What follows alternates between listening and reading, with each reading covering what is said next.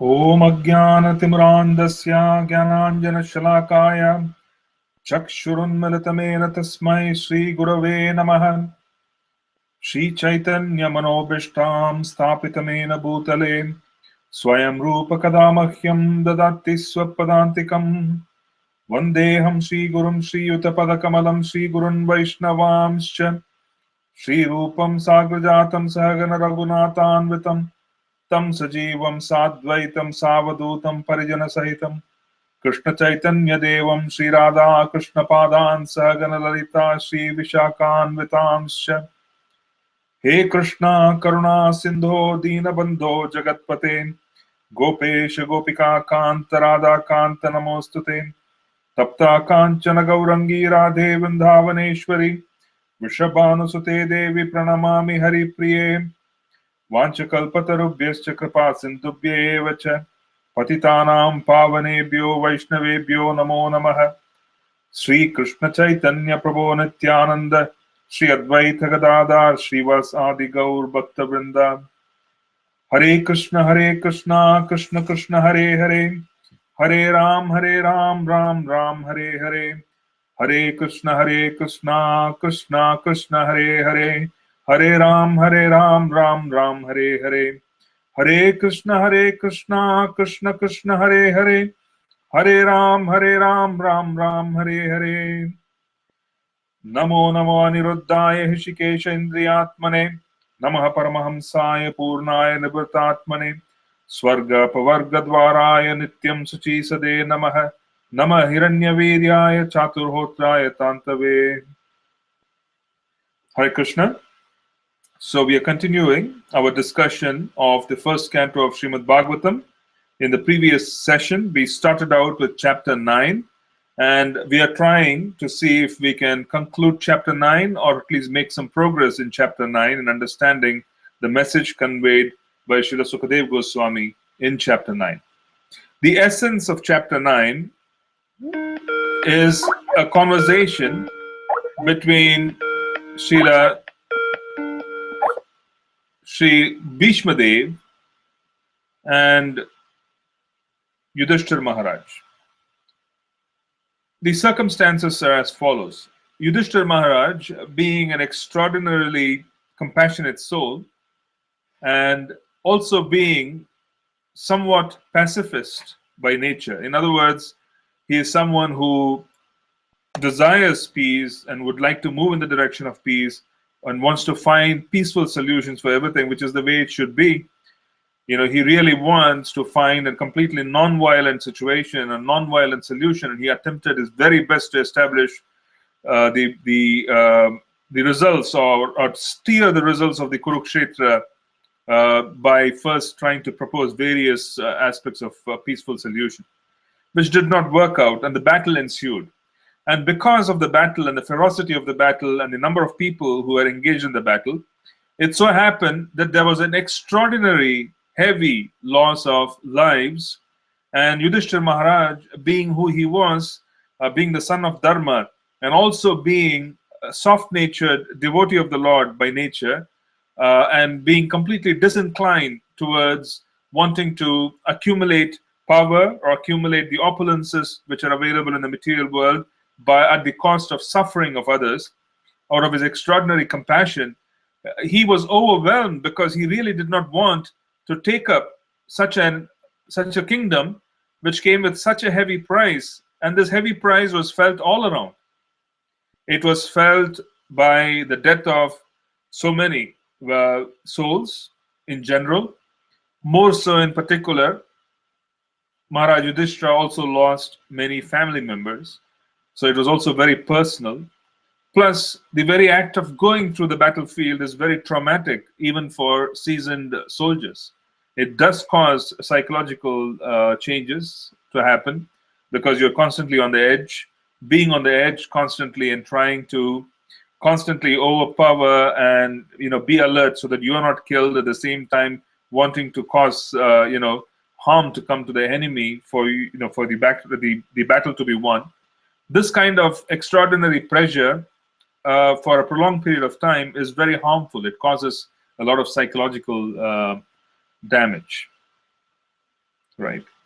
So that kind of psychological damage is also experienced by very steadfast Kshatriyas. It is not necessary that it has to be experienced by the extraordinarily weak class of human beings who are present on the planet at this time, because by nature they're very vulnerable because of a lack of spiritual practice, because of leading lives which are more focused on sense gratification rather than wanting to lead the life of a proper Kshatriya. This is also felt by the Kshatriyas who led battle on the battlefield of Kurukshetra, and that is being seen here, where he is extraordinarily traumatized and he is unable to accept the results of his battle, and he is unable to accept the results of the war, where he has to take over a kingdom which came at such a heavy price. Now, given the background that he did not want such a kingdom and he was inconsolable, Krishna led him to meet Srila Bhishmadev. Bhishmadev himself was lying on a bed of arrows. He was very badly injured and he was on the verge of leaving. He was actually in very great pain, and he was incapable under normal circumstances to have been able to speak because it was very difficult for him to do so.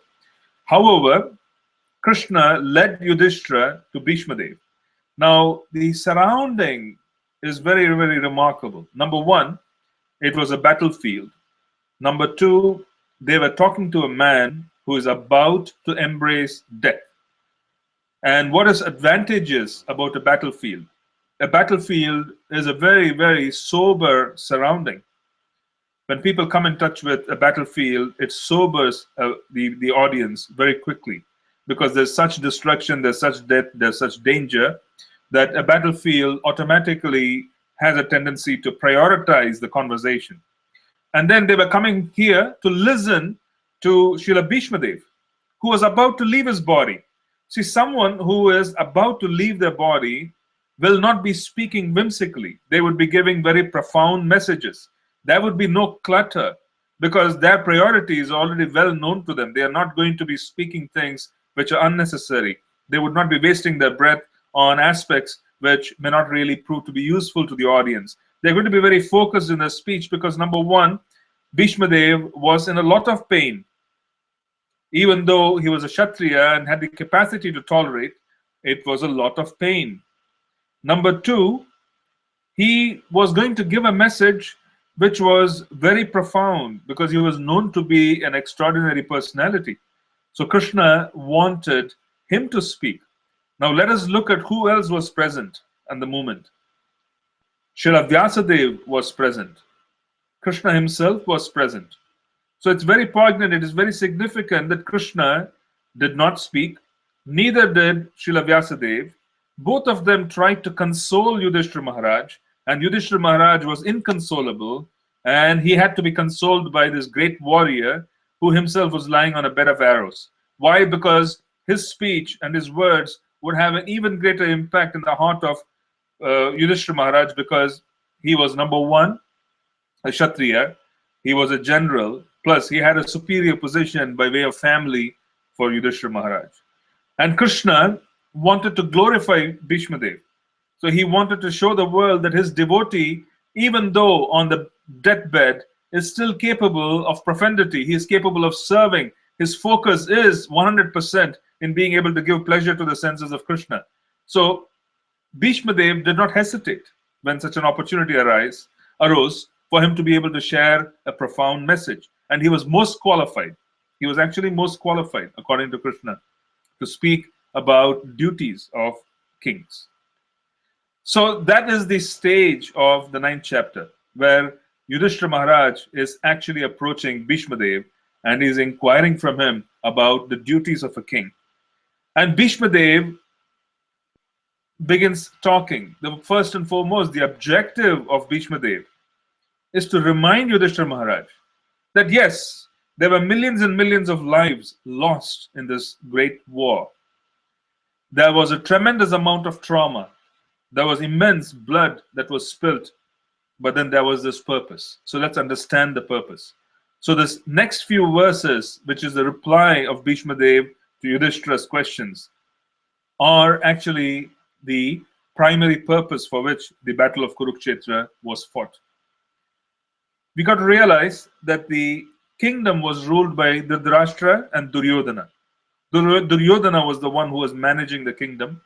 He was ruling by proxy, and he was ruling according to religious principles. He was ruling according to dharma. There was no question of, there was no failure there. In other words, things were running smoothly. One could not complain. But even then, he was replaced. So what was it which was so important that Duryodhana and Dhritarashtra had to be replaced? And what was the consequences, what were the circumstances which led to this battle? That is something which is very critical to understand as well. So it was not that Duryodhana was not capable. He was a capable king. However, Duryodhana, being a Kshatriya, was not in control of his senses. He was not in control of his senses. Being a Kshatriya, he was not being directed by the Brahmanas. You see, the most important thing about the battlefield of Kurukshetra is that it was a Dharma Kshetra. Dharma was to be established. And what is the purpose of Dharma? Dharma is defined as eternal duty, or duty that one performs which takes them closer to the eternal objective. Now look at Duryodhana and his father. They were performing Raj Dharma to the best of their ability, no doubt. But they were not clear of the purpose of life. Neither Dhritarashtra nor Duryodhana were clear of the purpose of life.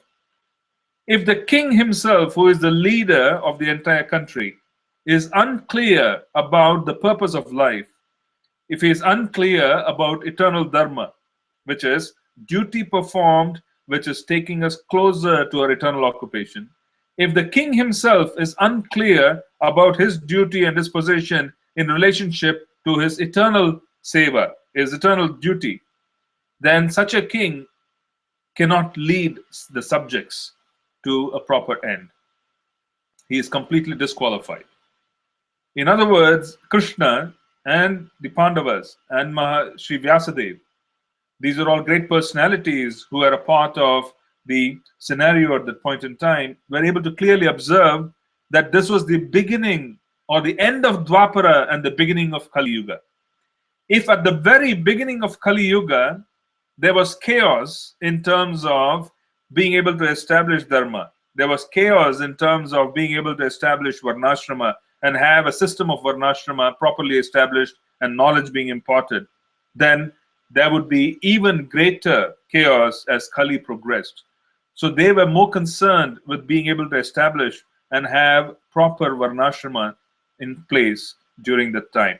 Proper Varnashrama is difficult to establish when the king, who is the overseer, who is supposed to be practically at the kingship, the ruler, who is supposed to be overseeing the whole process and giving protection to the classes who require protection, giving protection in terms of the duties being performed. If the king himself is not clear of his eternal nature, and if the king himself is not clear of the dharma which he is supposed to perform in relationship to his eternal nature, then he would not be in a position to direct the subjects. And as a consequence, there would be chaos for many, many millenniums to come. We got to realize a political establishment or someone who is in great power has the ability to affect the lives of others for years and years and years to come. Shifts in karma which occur due to the actions of a king who has command or control over a vast population, such actions can have consequences for millenniums. Such actions can have profound consequences for ages to come. So it was not an ordinary situation.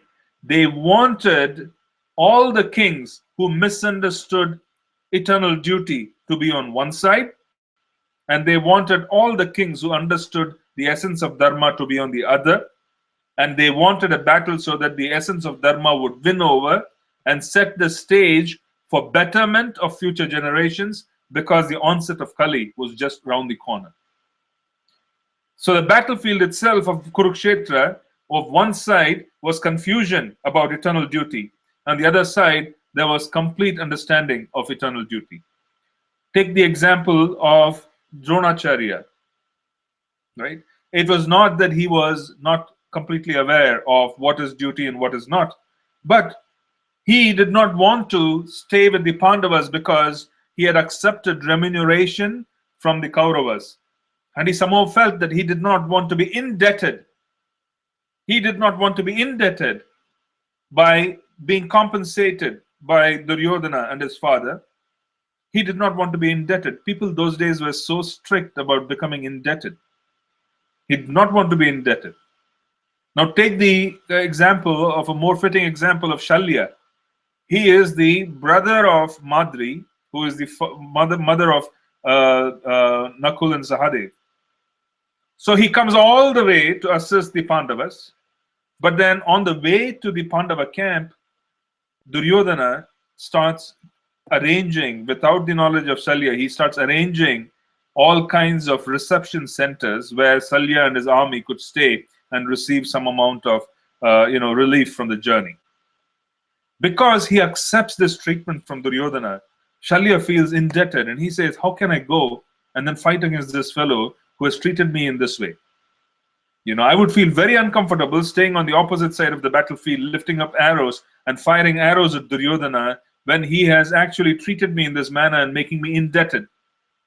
So he chose to fight for Duryodhana because he didn't want to feel indebted.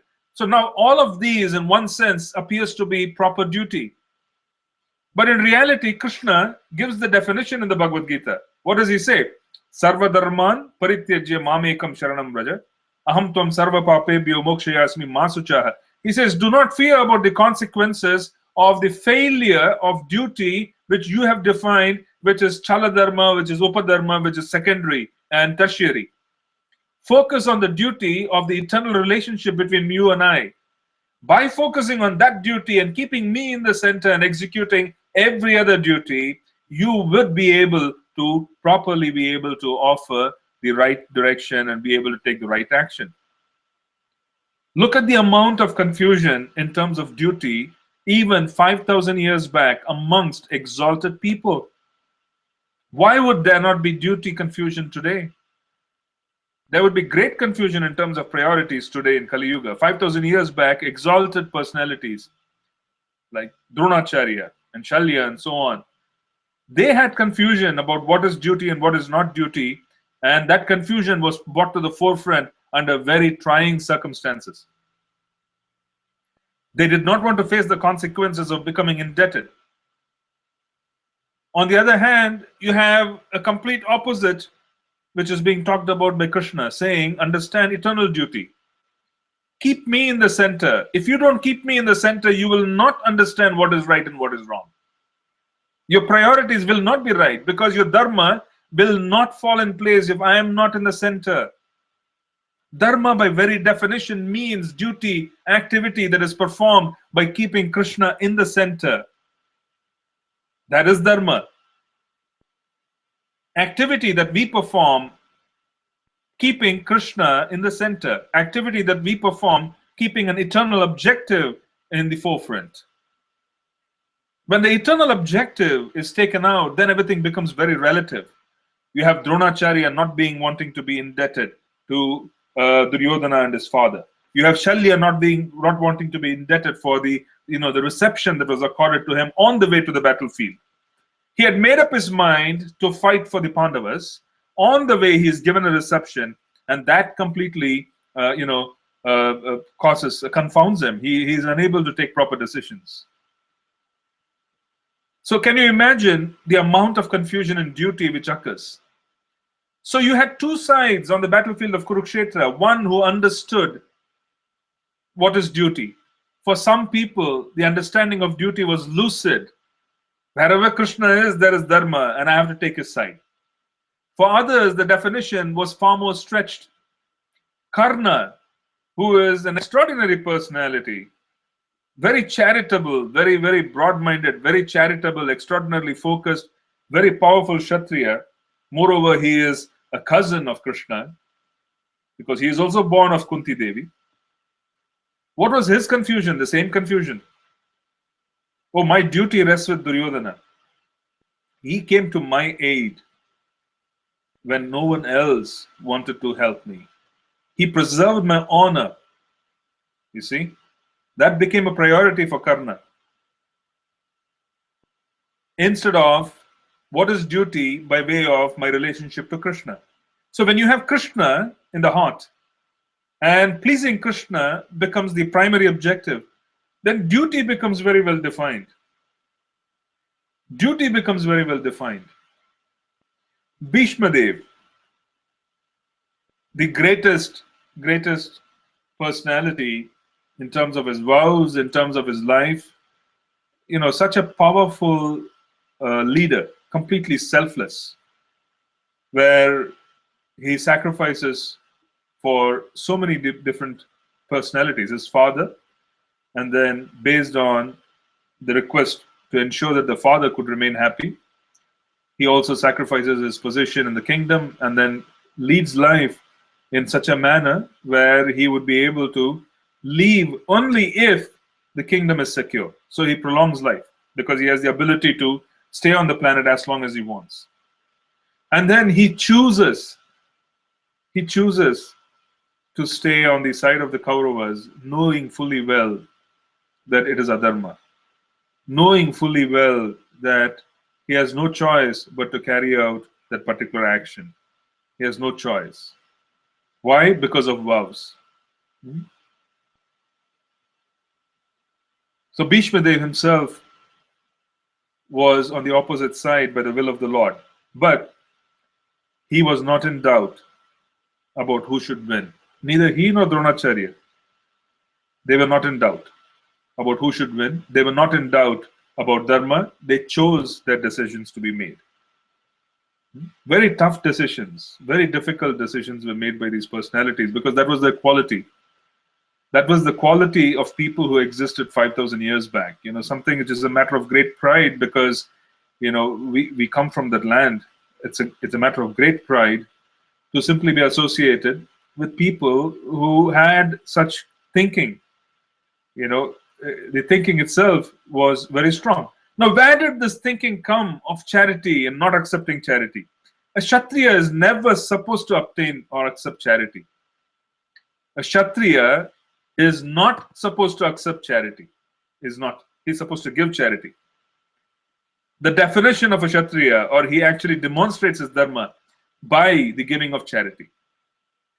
And that is what forced all these people to take the side of Duryodhana because they felt that they have to execute Kshatriya dharma. Otherwise, if they had gone to the side of Yudhishthira, it would have become a situation where they had accepted charity, which was not supposed to be. A Kshatriya is not supposed to accept charity. It's a very demeaning position for a Kshatriya. A Brahmana is understood to be a proper Brahmana only if the Brahmana can control his or her senses. If you cannot control your senses, you're not a Brahmana. That is Shudra. A Brahmana is one who can control his or her senses. By being able to control his or her senses by the use of intelligence, with having an objective of being able to transcend the senses, they have the ability to control the senses of others. You see, one who controls his senses has the ability to control the senses of others. A Brahmana is meant to control their senses. That is what they are supposed to do. That is a definition. Definition of a Brahmana is to have sense control. They are able to control their senses. That's what they have to do. That's why tolerance is a part of being Brahmanical. Tolerance is also being a part of being Brahmanical. A Kshatriya cannot tolerate. A Kshatriya is not expected to tolerate. That is why they can become very furious and they can become very passionate because they are ruled by passion. The quality of a Brahmana is that he is situated in the mode of goodness. He is sattvic, and sattva should produce tolerance. Sattva should give him control. There is no control if you don't have sattva. You're controlled by the modes beyond sattva. If one is sattvic, they have the ability to apply their intelligence. By applying their intelligence, they have the ability to grab the reins, which are the mind. By grabbing the reins, they have the ability to control the horses, which are like the senses.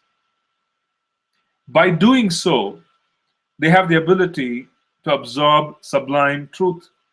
Higher truth is very subtle and it's very sublime. And higher realizations come when there's a higher and higher level of goodness. When one is situated very highly in the mode of goodness, then they have access to more sublime thought processes. They have the ability to pick up the subtle distinctions between, theories. They have the ability to pick up, okay, between one sentence and the other. When they read a paragraph, the senses don't distract them. They have the ability to read a paragraph, absorb it fully, and then reach conclusions and scrutinizingly question, and so on. So this is Brahmanical nature. Without this nature, Shastric study is not possible. And without Shastric study, they do not have the ability to guide others. They are the intelligence of the society. They can't guide others. So a Brahmana is not a Brahmana if he is not going to have control over senses. We are not talking about birth in Brahmanical families. There is no Shastric support for birth in Brahmanical families, even though being born to a Brahmana father, being born to a Brahmana mother would eventually give a body which is capable of better sense control. That is a fact. It can provide you with the facilities for better sense control. However, it is not possible purely based on that. There's also guna and there's also karma. Guna karma vibhagashaha. Guna karma vibhagashaha is very important. You have to be able to divide society based both on the quality, which is intrinsic, and that intrinsic quality should produce action. If someone is of a certain nature, then it has to produce action. Take the example of devotional service. When we chant very nicely, there is absolutely no doubt that there would be a propensity of wanting to associate, wanting to engage in service, wanting to read Shastra, wanting to worship the deities. All of this comes with the territory of being able to chant very nicely. Higher and higher the level of consciousness, greater would be the propensity to engage in Brahmanical activity. Right? A Kshatriya, on the other hand, cannot tolerate. He's not meant to tolerate. And he is supposed to have very quick reflexes. He's supposed to be reactive. And he is supposed to be controlled by the Brahmanas of society, where they, in turn, perform the duty of educating and giving him advice based on Shastra. Okay? So you have the mode of goodness with Brahmanas. The mode of passion, Kshatriyas. The Kshatriya role is charity. Since they did not want to accept charity, which is very demeaning, they did not want to be given free goods, they have said, let me serve under Kauravas. Let me serve under Duryodhana. Shalya could not accept that little hospitality which was coming to his way. He could not, because he's a Kshatriya. Pure Kshatriyas, they cannot really take on this charity business from others. It's not possible. They are like the sun, like Surya.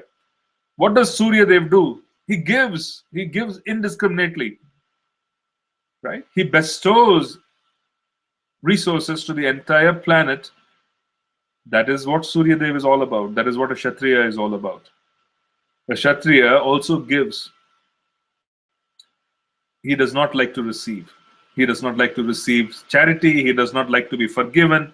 He does not, on the battlefield, a Kshatriya would rather demand that you kill me rather than saying that I forgive you. A Kshatriya believes that death is better than dishonor. That is Kshatriya nature. That is what makes them who they are. That's what makes them worthy of respect. They are very stern. They have the ability to protect. A Kshatriya's nature is to protect the subjects. They have the ability to protect. It is said that a Kshatriya who does not go to battle is not a Kshatriya. These days, you have all the so-called Kshatriyas, the administrators, never going to battle. They don't even see the battlefield. They send people to battle without even realizing what the consequences are. And then they have all these machinations, the manipulations, and lack of vision. In addition to that, they have a lot of confusion about what they ought to be doing. And they send people in the harm's way. They have soldiers going to Iraq, to other places, throughout the world. and they're all being put into the harm's way without complete understanding of what the circumstances are. They cannot even define things properly. Why so? It is because they themselves have never been in a battlefield. They really can't assimilate, understand what is a battlefield condition. Neither are they brahmanas for them to understand and reach conclusions based on deeper values and sublime truths, where they're able to guide people and say that this is the direction you ought to be taking because it's beneficial for you. So there's great confusion in today's administrative system because you do not have good Kshatriyas. Okay? In this country, in America, we notice, actually in any country, but more so with America, we notice that there's great value attached to war veterans, which is the truth, because the American way of life, or the system of governance in America, is a preferred form of governance because it allows people a lot of liberty. And liberty is required for everyone. You see, for example, I doubt if our own movement would have received the audience and kind of receptivity and freedom to grow in any other place if it had not happened in America. Srila Prabhupada chose to come to America while his god brothers went to England. You see, he chose America, and America, because of the fundamental, the constitutional truth, the American Constitution is all about liberty. It's all about freedom. It's all about being free to choose, being free to execute, being free to live. They have this whole creed of being free. And that allows higher truths also to flourish if they are given an opportunity. So when something sublime like Krishna consciousness comes to the shore of a country where it can flourish because there are going to be no inhibitions and people are going to be allowed to adapt it and take it up if they are inclined, then it really flourishes as opposed to being otherwise restricted in any way. So in one sense, it's a great sacrifice. There's no doubt about the war veterans who go and try and engage in battle. But then the question is it all valid? Is it all valid? Are the battles really ones that are supposed to be fought? Are they supposed to be involved in? These are very, very difficult and complex questions. But since we know that the leaders don't participate fully in the battlefield, we also can reach conclusions that they are not fully aware of the suffering that the soldiers endure. They are not aware of the suffering of either the population or the soldiers, one way or the other. So in those days, the Kshatriya was meant to go to the battlefield, and they did not really think he did a great job if he came back unhurt. You see, he had to draw blood, and blood had to be drawn from him for him to really participate. So they used to lead from the front those days. They really used to lead from the front where they could go and then be able to participate in many wonderful ways on the battlefield. So the Kshatriya nature itself was very, very defined. So no charity, they had to lead from the front, and so on and so forth. So in that complex environment, you also have the Vaishyas. The Vaishyas are dominated by passion and ignorance. Ignorance comes in at the Vaishya level. Because there's passion and ignorance, they are considered to be third class. You see, first class is Brahmana, Sattva. Second class is Kshatriya, passion. Third class is passion, ignorance. Because there's passion and ignorance, their objectives are not dharma. The objective is not moksha. Their objective is to accumulate wealth. And real wealth, which is very useful to society, is considered the protection of cows. Why? Because the protection of cows would allow for all kinds of wonderful things to happen quite normally, organically in society. There would be plenty for everyone. If the objective is to protect the cow, then automatically everything else comes in. The cow protection also has the consequence of being able to stabilize the mind in certain ways. There are connections. We don't want to go there into it today. But there are firm connections in terms of stability to the mind because there is protection of cows in society.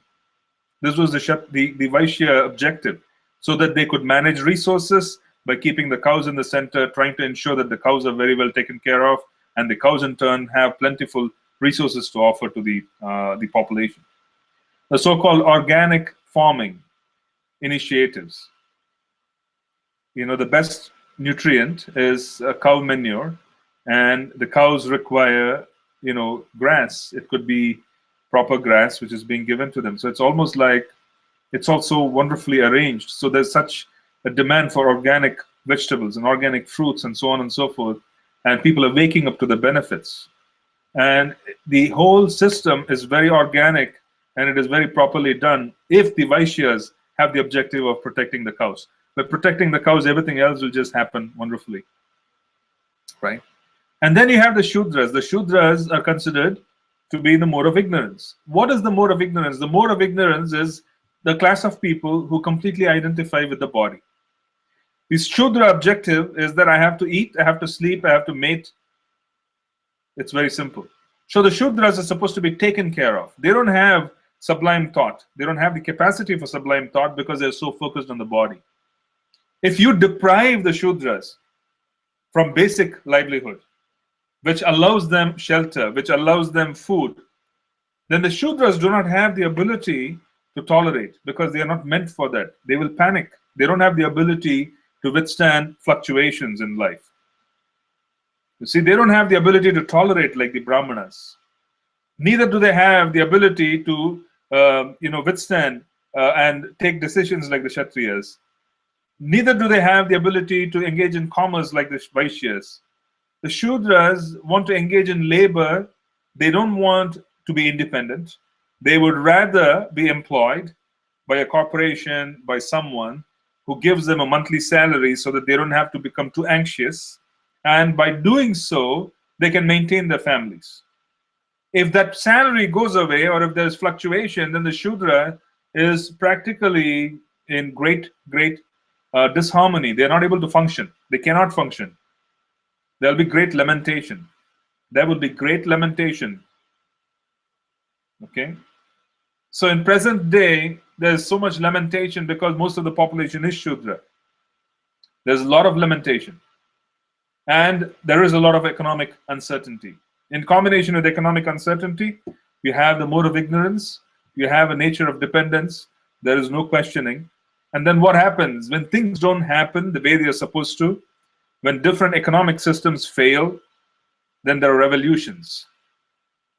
The revolutions are always caused by Shudras becoming not being taken care of. They cannot be taken care of when they take up arms, because they join forces. And then what happens? Since they feel that the Kshatriyas, the Vaishyas, and the Brahmanas have failed them, the Shudras will want power. They take power, and then they become political leaders. And then society starts degenerating from that moment on, because they don't have any vision. They don't have the ability to see what is right and what is wrong. Okay? So the most important essence of the battlefield of Kurukshetra was to draw a line on those who understand sublime dharma and those who don't, and to practically instill, or rather install, kingship, rulership, Kshatriya class of those who understand sublime truths. Such a heavy price was paid to implement Varnashram. Why so? Because what is the purpose of Varnashram? Varnashrama is each of us have propensity. We are either in the mode of ignorance, or in passion ignorance, or in passion, or in sattva, goodness. All these different modes allow us to act, propel us to act, just as much as someone who is chanting very well, who is engaging in deity worship, who is waking up very early in the morning, will automatically develop an interest towards wanting to read Shastra. Sattva forces someone to act in certain ways. Rajas forces someone to act in certain ways. Rajas with tamas produces certain kind of desires, and tamas produces certain kind of desires.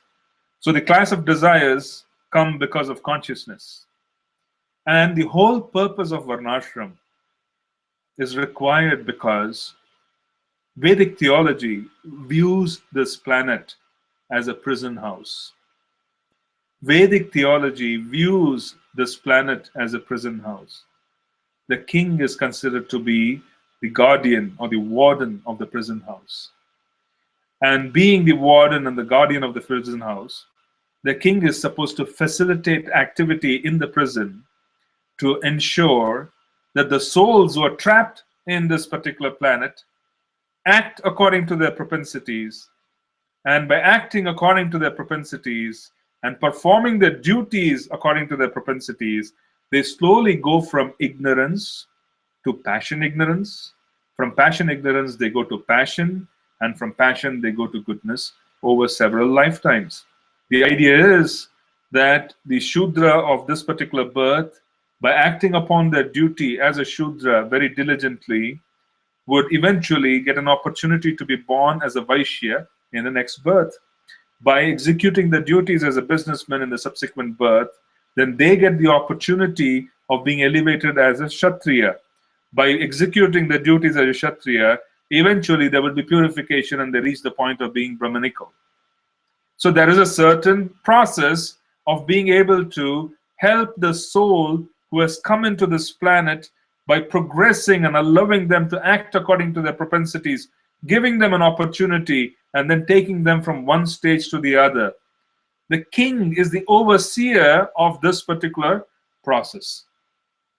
If the king does not have sublime vision, if the king does not have a clear-cut view of this process, and he does not have a clear-cut view of his responsibility as being a caretaker, someone like a father, if he does not look upon his subjects like a father looks upon his children, then a king is incapable of performing his duties.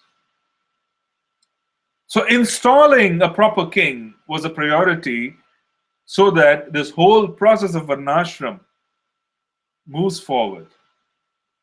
Since Kali was so close 5,000 years back, and the quality of time in Kali will begin this deterioration of duties where everything will become extraordinarily complex, they wanted to ensure that there was a clear division of who is for and who is not for this particular type of dharma. One who does not know his own purpose on the planet is incapable of leading others. No leader is worthy if he cannot lead his people forward in different ways, facilitating them physically, mentally, psychologically, and also being able to give them spiritual direction. Ultimately, the spiritual progress is primary in the lifetime. If a king does not have focus on spirituality, he will not know what his subjects are missing. He will really not know what is needed, what is not needed, because he himself is not feeling the lack. He himself is unclear about spiritual progress. He is not clear. And because of the lack of clarity, he will not be able to facilitate the population, because how will a parent provide opportunity for his children if the parent himself or herself is not clear of what the opportunity is in the first place? Being Krishna conscious, we all understand that if you figure out how to be Krishna conscious, and if you can pass on the essence of Krishna consciousness to our children, then they have already figured out the purpose of life. All they have to do is maintain the Krishna consciousness that has been given. They have to find a suitable vocation, they have to find suitable qualification so that they could continue and maintain Krishna consciousness. We have figured it out because we are aware, by the mercy of Prabhupada, that the purpose of life is to be Krishna conscious. The purpose of life is for us to be able to make spiritual progress. Because we are aware, we are capable of understanding what is required for our kids. You see? So that is very important. Similarly, a king ought to know, even before anything, that the subjects need to progress. So he has to create facilities to ensure that the Shudra is getting what the Shudra needs to make progress. He needs to ensure that the businessmen are able to do what they are supposed to do and they are given protection so that they can make progress. He has to ensure that he is clear of what his dharma is and he is able to facilitate Brahmanical life for those who are inclined towards such life. The Brahmana is supposed to be given charity.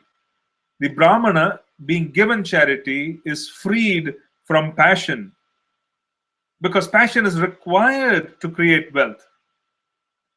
Being given charity, the Brahmana is freed from passion, and the Brahmana is able to stay in the mode of goodness and focus on Shastric study so that he could give, sublime truths and share sublime truths with the population.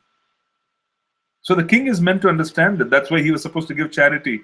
You read throughout the Srimad Bhagavatam, you have instances of kings like Bali Maharaj giving charity to the Brahmanas. Why is the Brahmana given charity?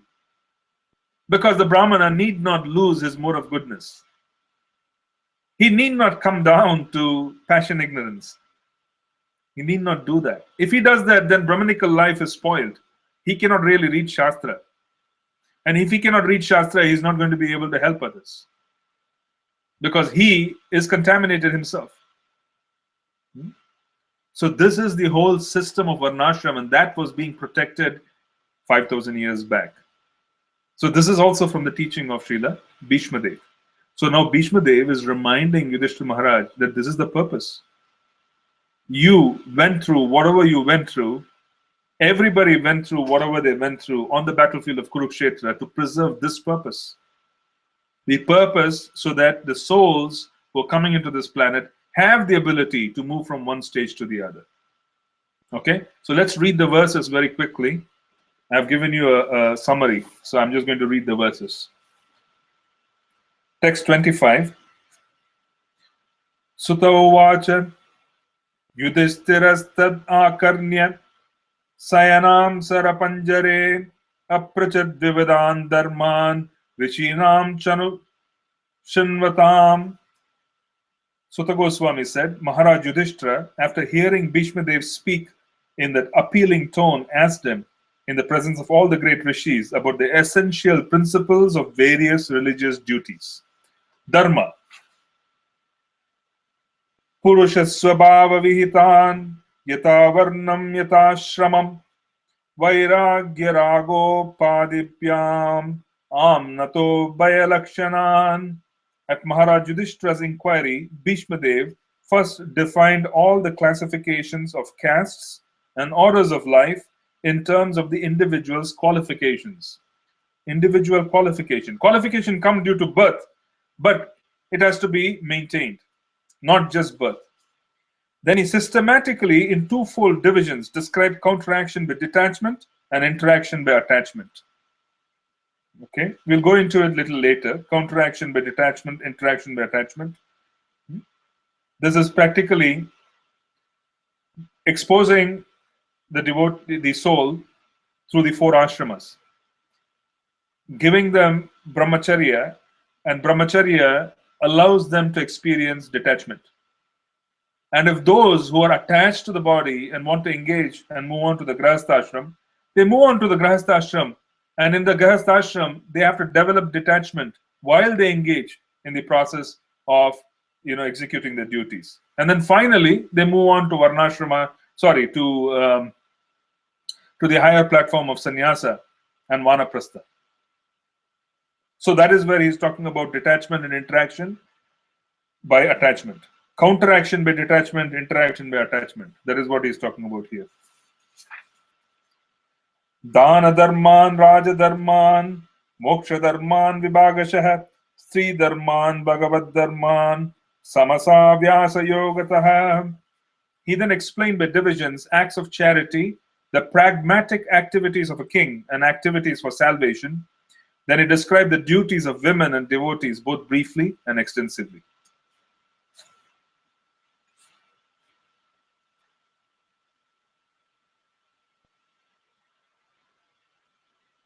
Dharmartha kama mokshamscha sahopayan yatamune nanakyana itihaseshu varnayamasa tattvavit.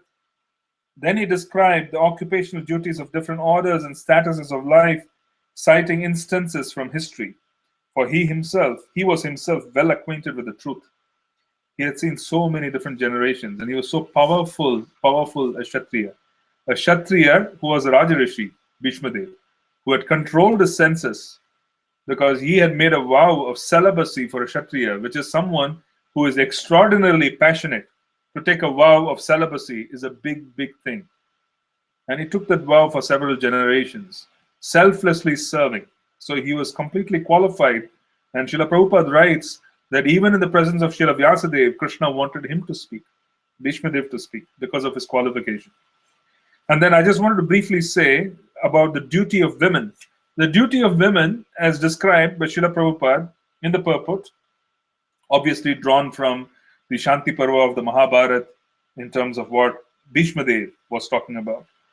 The women in general are more powerful than the men, is the conclusion of Shastras, because they are capable of bhakti. More powerful than women is the act of becoming shy. Okay? When a woman becomes shy or practices, being shy, that becoming shy controls and is more superior in terms of controlling the woman. When a woman gives up that particular quality and becomes very fragrant and very open about her dealings and so on and so forth, then that causes a great deal of confusion in society. So in other words, Prabhupada's purport is that a woman is able to control men, but by becoming shy. In other words, keeping an objective of being modest and shy and chaste. The chastity of women is what controls or gives them the ability to control men. Mother Sita's chastity was so powerful that it destroyed Ravana and his entire clan. Mother Draupadi's chastity was so powerful that the moment it was challenged, it destroyed the entire Kaurava army. They lost their longevity based on chastity. So understand that both our extraordinary important epics, Ramayana and Mahabharata, are centered around women. They are. And they are centered around insults to women. And they are centered around giving examples of what is the cost of a chaste woman being insulted. The cost of a chaste woman being insulted practically means that generations of an entire clan can get destroyed. Such is the power. Okay? So they have the ability to control others by chastity and modesty. That is the message which is being given by women. It is in fact said, the chastity of the wife controls the longevity of the husband. The chastity of the wife controls the longevity of the husband. Dharmartha kama mokshamscha sahopayanyatamune nanakyanetihaseshu varnayam asatatvavit. Then he described the occupational duties of different orders and statuses of life, citing instances from history, for he himself was well acquainted with the truth. Dharmam pravadatastasya sakalaha pratyupastitaha yo yoginas chandamrityor vanchitas tutarayanaha. While Bhishmadev was describing occupational duties, the sun's course ran into the northern hemisphere. This period is desired by mystics who die at their will. There is Uttarayana and there is Dakshinayana. In a year, one human year of 365 days, 6 months is 1 day of the Devas. 6 months is a night. So 1 day, which is the 24-hour equivalent of a demigod, is 1 year in a human life. So 6 months when the sun passes from one position in the sky to another is Uttarayana, the northern course. Okay? It starts with Makara Sankranti to right up to Kataka Sankranti. It goes 6 signs, 6 months. And then from there, it starts traversing down back to Makara, from Kataka to Makara. So when this particular movement in the sky, one is called Uttarayana and the other is Dakshinayana. Uttarayana is the daytime for Devas. Dakshinayana is the nighttime for Devas.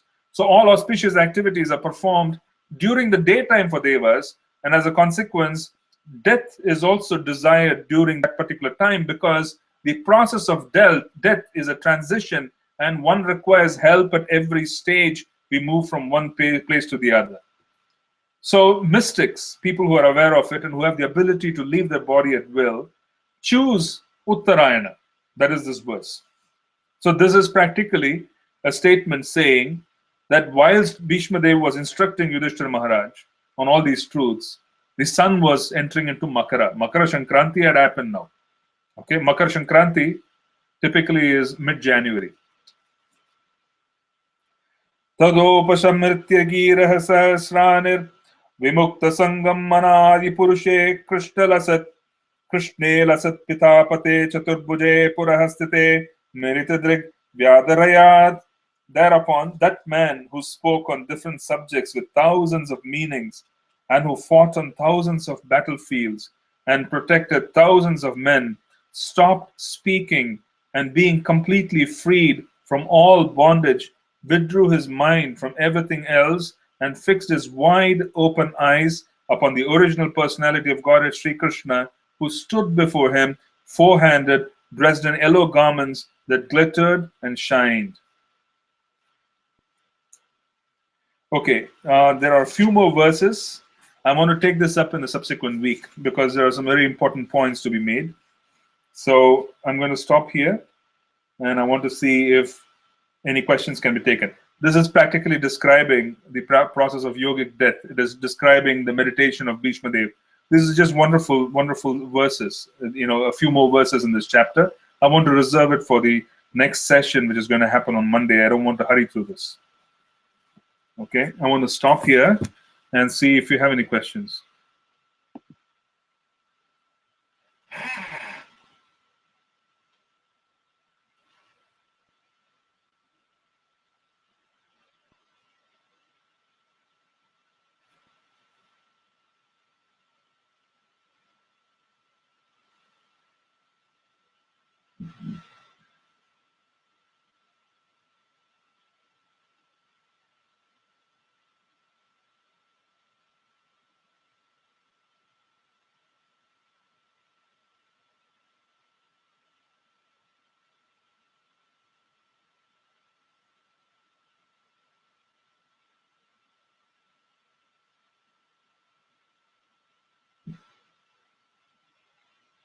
Can you explain why Bhishma was concerned about the transit of the sun as he was a devotee? And in Bhagavad Gita also Krishna explained the transit of the sun, but in the end he says a devotee does not bother about such things as they.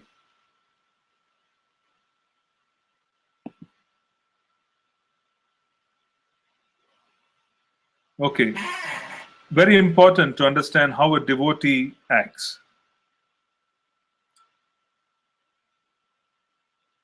A devotee need not bother about any of this, but they tend to follow all the rules and then depend on Krishna. You see, that is our business.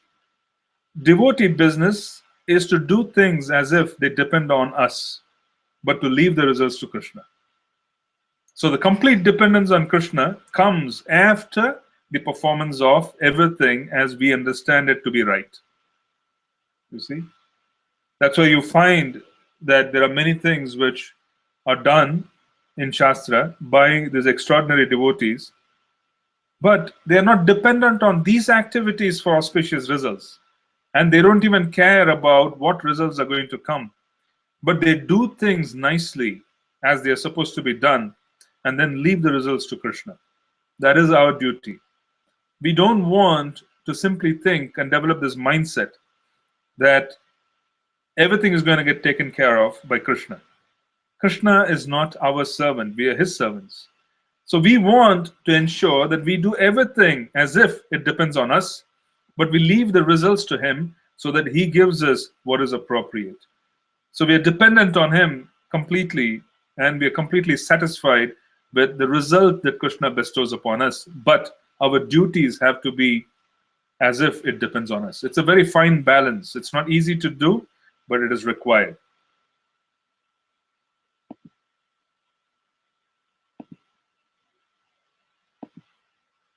What is the relevance of Varnashram Dharma in the context of appearance of Lord Chaitanya, the Sankirtan movement, and his teachings of Naham Vipro Nacha Narapatir Napi Vaishyo?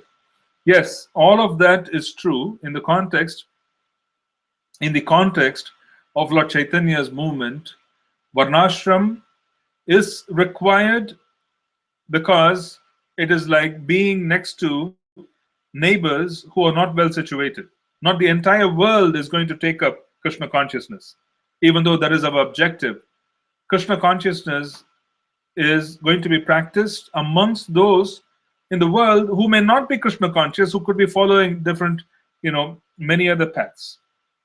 So, for those people who are not going to be Krishna conscious, for them to be able to make progress, they need Varnashram Dharma. So, the context of Varnashrama is for the devotees, they have to find out what is their propensity. And by understanding the propensity, they are able to engage their senses effectively in the service of Krishna, keeping Krishna in the center. This is Daivi Varnashram. For others, they have to engage in duties based on Varnashrama. And by doing so, then quite naturally, they will make progress from one stage to the other. So a soul has to make progress once they are on the planet. Either they follow Varnashrama, or they follow the path of Bhakti Yoga. So there is no doubt about the statement that there is no distinction between the different Varnas. There is no distinction between the different Varnas in terms of the end result. But the devotee himself or herself has to recognize their Varna to see how best they could serve Krishna. A sannyasi has to recognize that sannyasa is good for me. I can do so because I'm more comfortable being a sannyasi. A grihastha has to recognize that I need grihastha ashrama as a vehicle.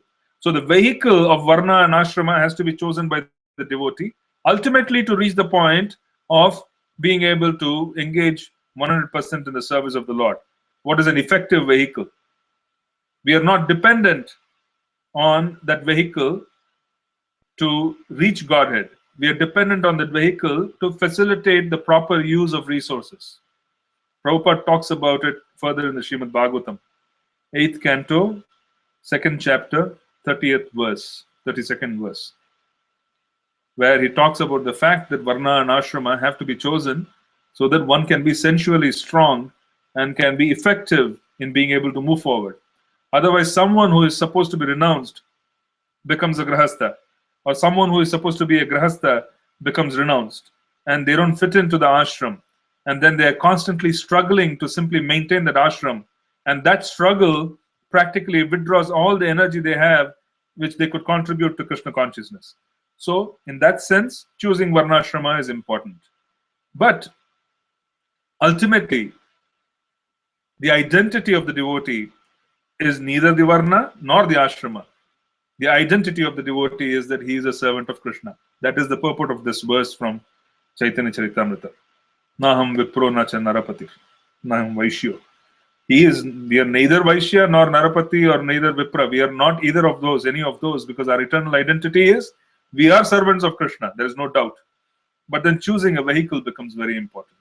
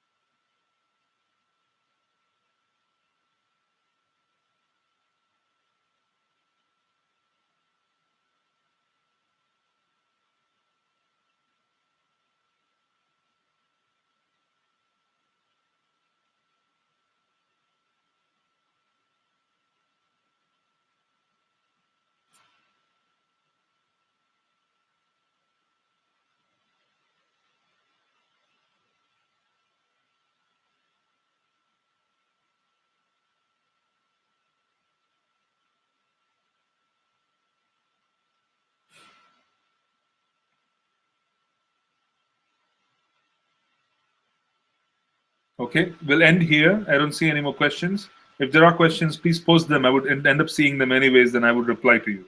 Okay, we'll meet again on Monday. Srila Prabhupada ki jai.